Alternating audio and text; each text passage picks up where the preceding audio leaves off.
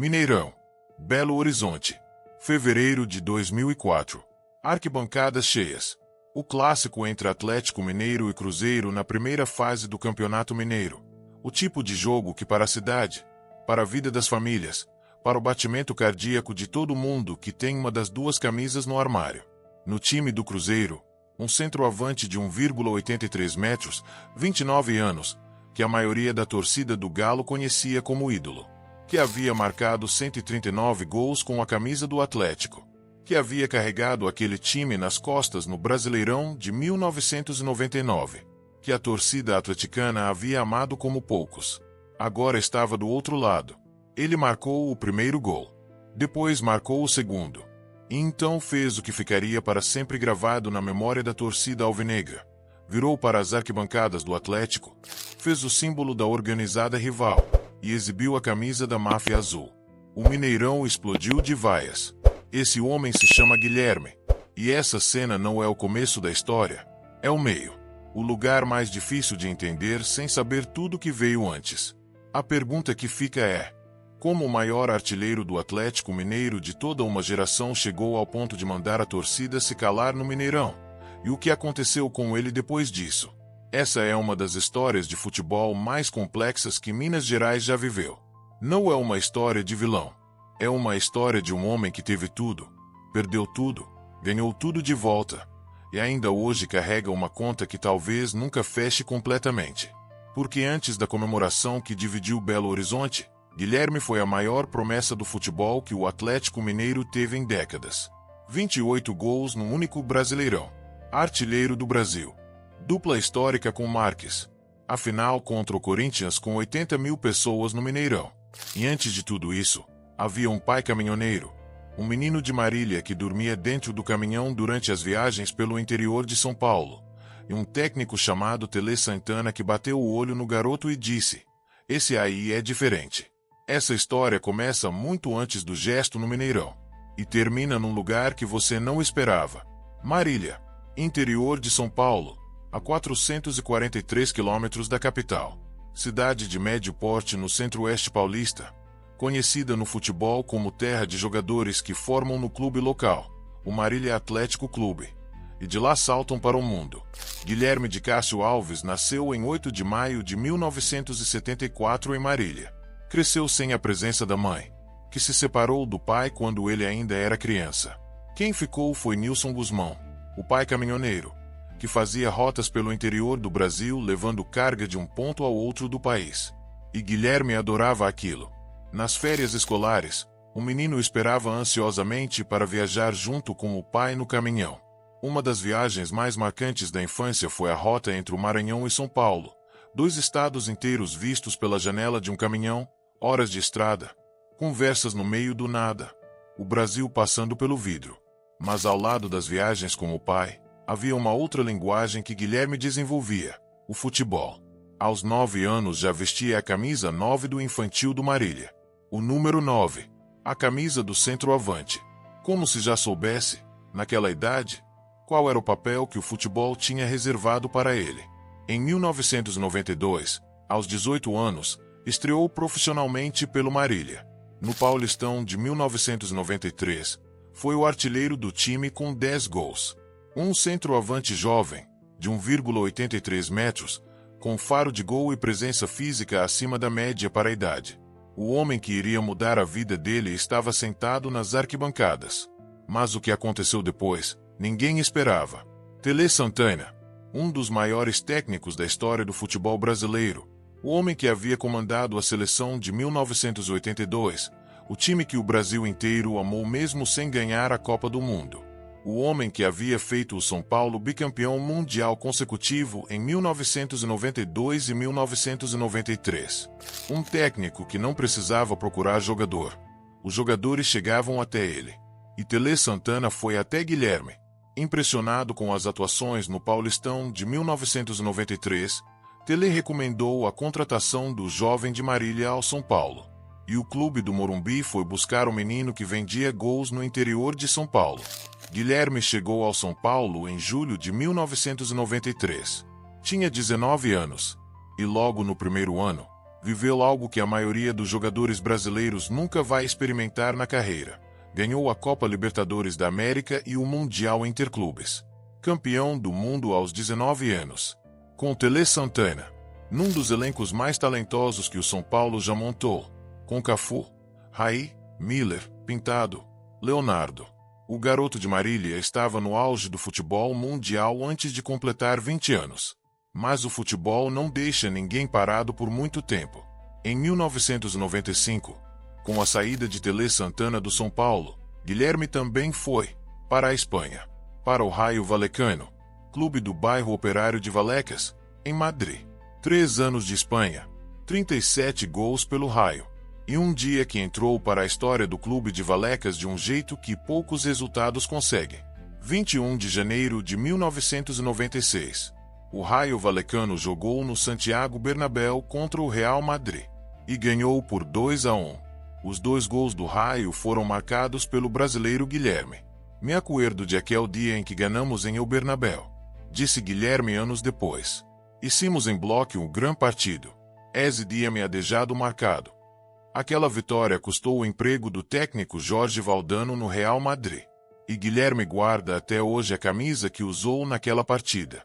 O menino de Marília havia marcado 2 gols no Santiago Bernabéu. E então veio o momento que mudou tudo.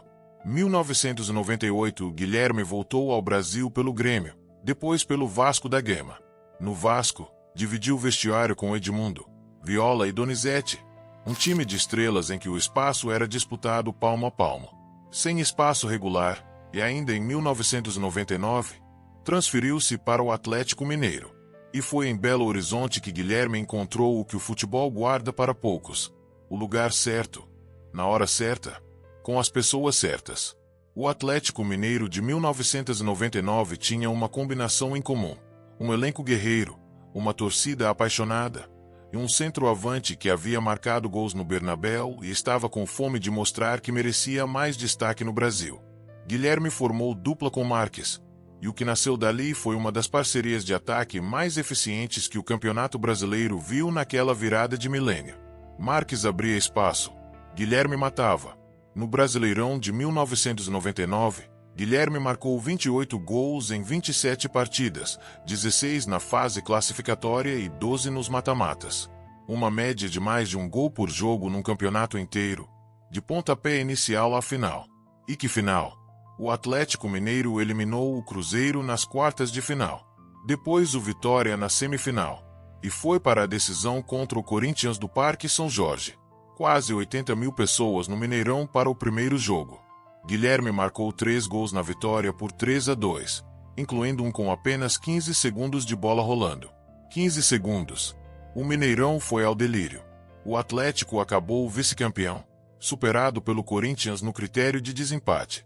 Mas Guilherme era o artilheiro do Brasil, com a bola de prata da revista Placar no bolso, com a convocação para a seleção brasileira de Vanderlei Luxemburgo aguardando.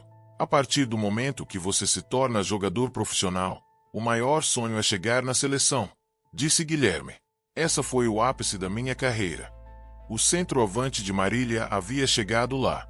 Os anos de 1999 a 2002 foram os melhores que Guilherme viveu com a camisa do Atlético.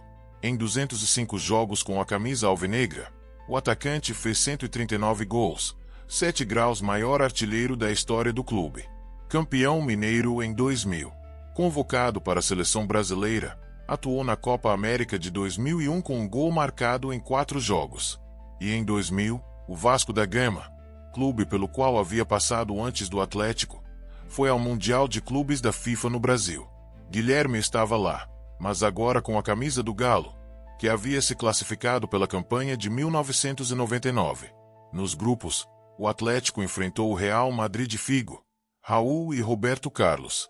Uma noite que qualquer torcedor atleticano da época lembra. Mas era no Campeonato Mineiro, no clássico contra o Cruzeiro, que Guilherme mostrava outra face. Artilheiro do Mineiro de 2001 com 10 gols. Artilheiro da Copa Sul Minas de 2002 com 8 gols. Cada gol contra o rival era uma declaração de amor à torcida alvinegra. O Atlético o amava, e ele amava o Atlético. Mas o futebol, que é generoso, também reserva sustos. Mas o futebol, que é generoso, também reserva sustos. Outubro de 2002. Guilherme estava emprestado ao Corinthians para a disputa do Brasileirão. Na noite do dia 5, próximo a Marília, a cidade onde havia nascido, onde havia dado os primeiros chutes numa bola, o atacante se envolveu num grave acidente de trânsito. 2 pessoas morreram. Uma delas era Marcelo Aparecido de Souza, 31 anos, ex-funcionário do Marília Atlético Clube, o mesmo clube que havia revelado Guilherme 10 anos antes. A comoção foi enorme. O advogado do atleta informou que Guilherme estava muito abalado, sob efeito de sedativos, e que o jogador iria bancar os custos dos funerais e prestar ajuda às famílias. O acidente jogou tudo para o alto. A carreira deu uma freada brusca. O Corinthians devolveu o atleta ao Atlético. Guilherme voltou ao Galo, mas a fase de ouro havia passado. Em 2003, ainda fez 13 gols no Campeonato Mineiro, artilheiro da competição. Mas o clube não conseguia mais pagar os salários em dia. A crise financeira do Atlético Mineiro naquela época era severa. Meses de atraso, salários represados. O presidente do clube pedindo para os jogadores de alto salário saírem para aliviar a folha. Guilherme era um deles. O Cruzeiro bateu na porta. O rival de Belo Horizonte ofereceu o que o Atlético não conseguia dar: salário em dia, um projeto competitivo, uma chance de ainda chegar ao título que faltava na carreira. Guilherme foi. Era uma decisão profissional, e qualquer ser humano teria feito o mesmo. Mas Belo Horizonte não é uma cidade que separa facilmente o profissional do emocional quando se trata do clássico. Então veio o jogo de fevereiro de 2004. Guilherme marcou 2 gols na derrota do Cruzeiro por 5-3 para o Atlético. Em um deles, virou para a torcida alvinegra, fez o símbolo da máfia azul, a organizada do Cruzeiro, e exibiu a camisa da torcida rival dentro do Mineirão. Havia 139 gols de amor numa direção, e um gesto de raiva na outra. A torcida atleticana não ia esquecer. Após o Cruzeiro, Guilherme passou pelo Al-Ittihad na Arábia Saudita e pelo Botafogo. Em 2005, com apenas 31 anos, encerrou a carreira. Uma anomalia cardíaca congênita e os sucessivos problemas musculares não deixaram alternativa. Vou esclarecer uma história distorcida pela imprensa na época. Eu não parei por ter descoberto algum problema no coração. Eu tinha uma anomalia de nascença. Era congênita. Nasceu comigo, explicou Guilherme, corrigindo a versão que havia circulado na época. O ex-artilheiro virou treinador. Passou por Marília, Ipatinga, Novo Horizontino, Vila Nova, Portuguesa, Paysandu, Velo Clube, Amazonas. Uma carreira longa no banco, com altos e baixos, mas com persistência. Em 2023, um evento reabriu a ferida mais visível da trajetória dele. O Atlético Mineiro inaugurou a Arena MRV, seu novo estádio, com um jogo festivo chamado Lendas do Galo. Guilherme foi convidado. Estava na lista de ídolos do clube, mas quando o nome dele apareceu no telão, uma parte da arquibancada vaiou. A galoucura, organizada do Atlético, não havia esquecido o gesto de 2004. Guilherme entrou em campo, marcou um gol e dividiu o estádio. Parte comemorou, outra vaiou. Meses depois, em outubro de 2023, em entrevista ao canal No Ataque, Guilherme foi direto. Jogar no Cruzeiro foi uma coisa profissional. Tem o erro que cometi no jogo contra o Atlético, mas quantos outros atletas e treinadores não trabalharam nos 2 clubes? Então isso foi uma coisa bastante profissional. Reconheceu o erro, mas não pediu perdão da forma que a torcida talvez esperasse. E então veio o capítulo que ninguém tinha previsto. Em maio de 2026, o Atlético Mineiro anunciou Guilherme como seu novo diretor técnico. O ex-artilheiro que havia exibido a camisa da máfia azul no Mineirão estava de volta ao clube como dirigente. Quando foi apresentado, parte da torcida o recebeu com reservas. Mas Guilherme não recuou. Errei feio, disse ao ser apresentado oficialmente, numa admissão mais direta do que qualquer coisa que havia dito antes. 2 palavras, sem rodeios. 8º maior artilheiro da história do Galo. Diretor técnico do Atlético Mineiro em 2026. Essa história não tem um final arrumado. Não é a história do herói que errou, pediu desculpa e foi perdoado com aplausos. Não é a história do vilão que ninguém perdoa. É algo mais parecido com o futebol real, confuso, contraditório, cheio de nuance. Guilherme foi o menino que viajava no caminhão com o pai pelo interior de São Paulo, que marcou 2 gols no Santiago Bernabéu com a camisa de um time do bairro Operário de Madrid, que foi artilheiro do Brasil com 28 gols numa única temporada, que recebeu convocação da seleção, que foi campeão mundial aos 19 anos com Tele Santana, e que marcou 2 gols no Clássico de Belo Horizonte, fez um gesto que não cabia naquele momento, e passou mais de 20 anos carregando esse peso. Essa é uma das histórias de futebol que o Brasil produz quando o talento é enorme, a carreira é longa, e a vida não poupa ninguém das consequências das próprias escolhas. Não é sobre promessas do futebol que nunca chegaram, é sobre um homem que chegou lá, teve tudo, escorregou e tentou voltar. Curiosidades de futebol a gente encontra nos números. Mas a questão que esse cara coloca é uma que vai além dos números. É uma questão de julgamento humano. E o futebol é exatamente o espelho onde a gente projeta esse julgamento com uma intensidade que nenhuma outra coisa provoca. Então a pergunta que fica para você é essa: você perdoaria Guilherme?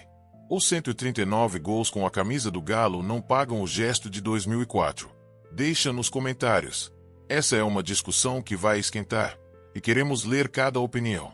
Se você chegou até aqui, você é exatamente o torcedor que esse canal foi feito para encontrar.